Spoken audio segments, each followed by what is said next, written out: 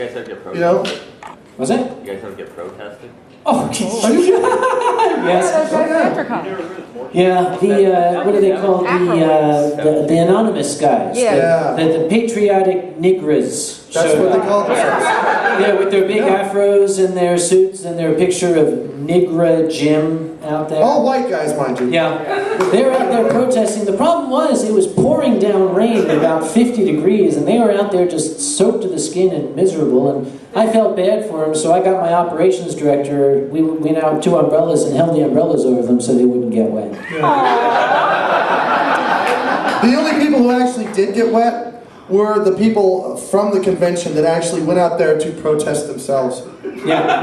There were people actually, yeah. Yif in hell. Yeah. We suck. We suck. Yeah, took the wind right out of their sails. It was beautiful. Yeah. We want us out of Pittsburgh. Yay. Of course, I would like to see them try it in that spot next year because now Corey is set up in that spot. Who?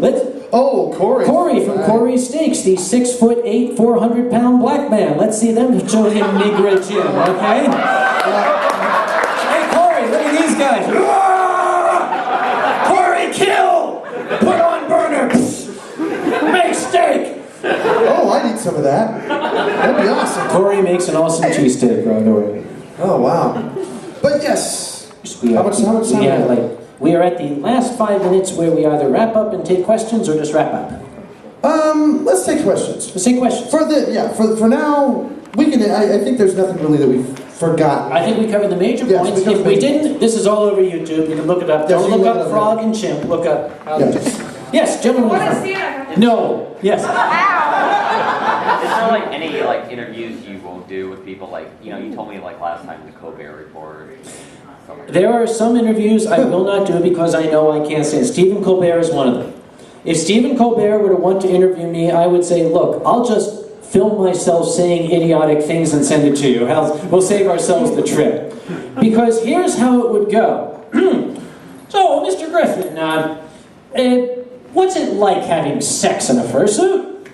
Well, I don't know if I really want to talk about that. It's Oh, that's okay. That was a rude question. But these people are out on the street, and it's Indiana in the summertime. It's got to be 98 degrees out there. How do they survive? Oh, I'll tell you one thing. It's really hot. It's absolutely, completely hot. There's just no way to get away from the sweating, burning heat.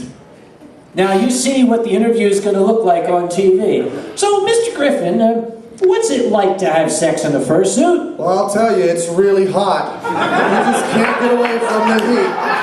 Sweating, burning, pumping heat. That's what Stephen Colbert does.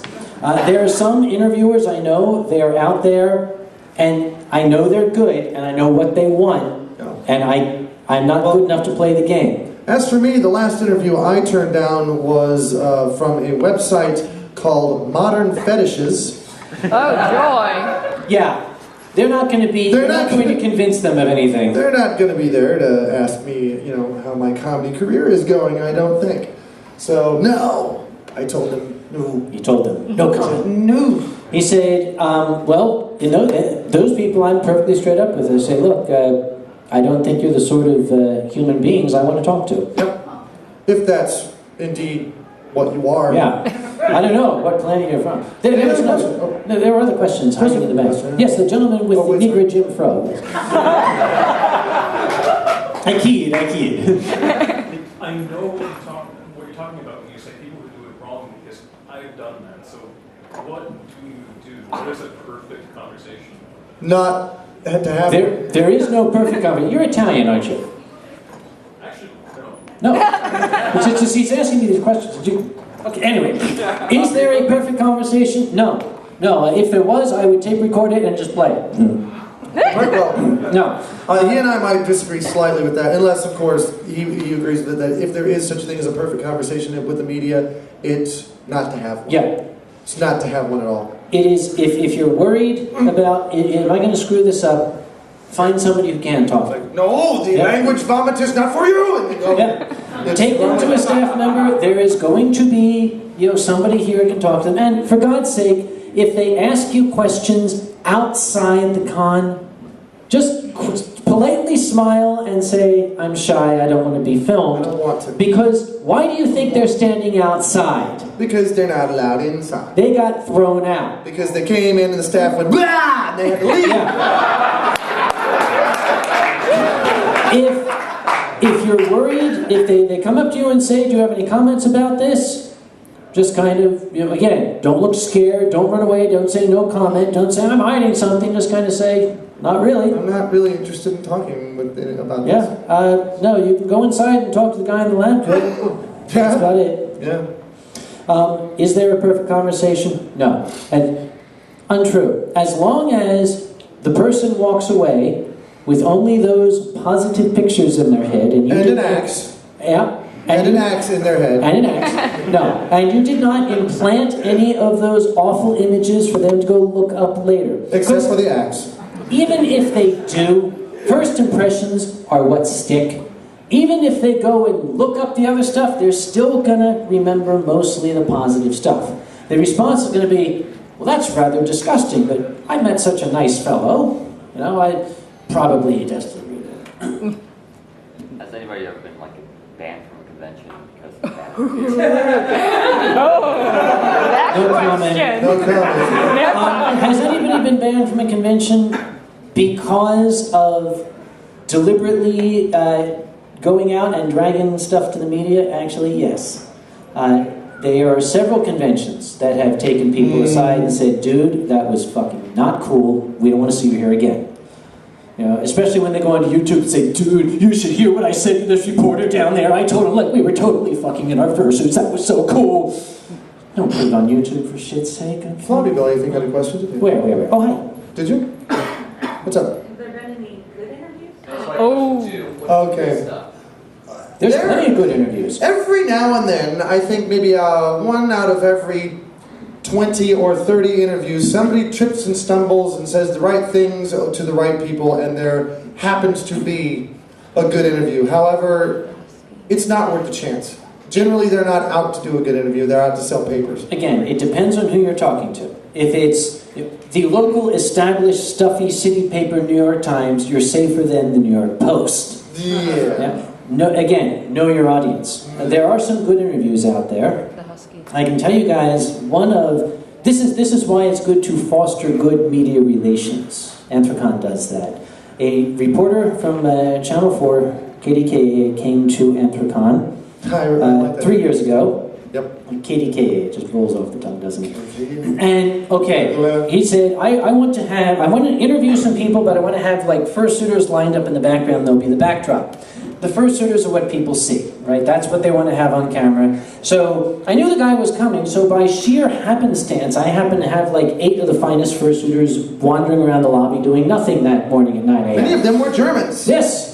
Many of them were Germans who had been dragged out of bed and had no idea what they were doing in a fursuit. Just stand there! Well, it was great because the guy was giving interviews and talking as I'm an interviewer and I'm a person talking and it's all about fun. And yes, oh, here, oh, look, that happens to be Stan Sakai. Why don't you talk to Stan Sakai, who happens to be bleary-eyed coming out here with no coffee? How did you get here at 9 a.m.? As this was going on, I'm standing behind the camera going, ooh, this is wonderful, this is wonderful, this is wonderful, this is wonderful. And a guy in a husky suit came up behind one of the fursuiters and starts on camera. And I had the look of horror.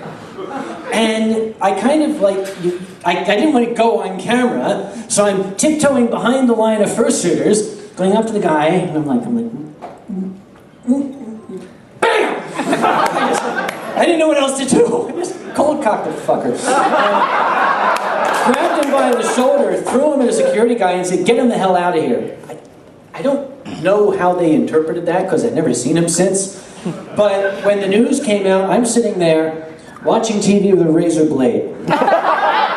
Just waiting for that moment. And here's the interview, and here, yes, it's about fun. Here's Stan Sakai and his bleary eyes. And you see the husky come in, and as the audio was going, the video cut to a panoramic shot of the dealer's room, and cut back in time to the husky going, free! Yeah!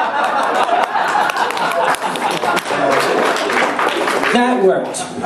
You see, that's network news. They didn't want to see that stuff. They were looking- rats. Those were not the trash news. Yep. Know your audience. Oh, yes. That didn't sound that Sounds funny. like something else is going on that's more fun than this. And I think something else is going to be in this room in 2 minutes. We should probably clear the stage so they can We sit up. probably should. If you have any Thank you guys questions, very we'll be much. wandering around out there.